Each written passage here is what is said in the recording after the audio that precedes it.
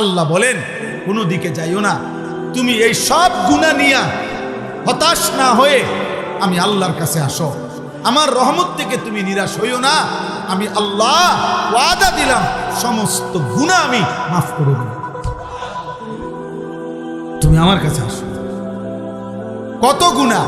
1 কোটি, 100 কোটি, 1 লাখ? আল্লাহ বলে কোনো অসুবিধা নেই, আমার কাছে আসো। লা তাকনাতু মির রাহমাতিল্লাহ, আমার রহমত থেকে নিরাশ হইও না। ইন্নাল্লাহা ইয়াগফিরুদ যুনুবা জামিআ, নিশ্চয়ই আল্লাহ সমস্ত গুনাহ মাফ করে দিবেন। ইন্নাহু হুয়াল গফুরুর রহিম, তিনি একমাত্র ক্ষমাশীল, তিনি দয়াবান। তাহলে আল্লাহ গুনাহ মাফ করবে কিনা? বলো না ভাই, মাফ করবে কিনা? কি পরিমাণ? যত পরিমাণ। কি পরিমাণ? যত পরিমাণ, যা হয় সব মাফ করবে। এখন শর্ত হইল এবার আমাদের জানা দরকার, তাহলে আমাকে কি করতে হবে? মাফ নিতে হইলে আমারে কি করতে হবে? তা আল্লাহ বলেন 3টা কাজ করতে হবে। 1, ওয়া আনিবু ইলা রাব্বিকুম, এই দ্বিতীয় আয়াত, তোমরা তোমাদের রবের নিকট তওবা করো। কি করো? এই প্রথম কাজ কি করো বলেন? তওবা। 1 নম্বর কাজ তওবা। তওবা করো। তওবা কিভাবে করে? তওবা 3 ভাবে করে। 1, আল্লাহর কাছে কায় মনোবাক্যে বলতে হবে, আল্লাহ আমি সমস্ত গুনাহ ছেড়ে দিলাম। 2, আল্লাহ আমি ওয়াদা দিচ্ছি আমি আর গুনাহ সামনে করব না। 3, আমি লজ্জিত মাওলা, আমি মাফ চাচ্ছি।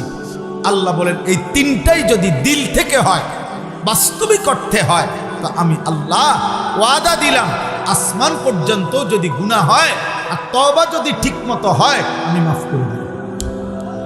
কিন্তু তুমি বাস্তবিকে গুনাহ ছাড়ছো কিনা আমি কিন্তু জানি না, দুনিয়াবাসী না জানলো আমি জানি। এই জন্য আমার কাছে ওই যে শেষ বয়সের মুমূর্ষ মানুষের যে তওবা করায় হুজুর দিয়া, আমার এটা দেখলে হাসি লাগে। কিতা কয় এবারটা, কি কয় কি তওবা করা, এবারটা তো কিছু হোক বায় নাই। যে বেটার দম টানের, বেটার পূব নাই পশ্চিম নাই, সোজা করে হতায় লাইছে, এবারে হুজুর রে দিয়া টাকা 200 দিয়া তওবা করে।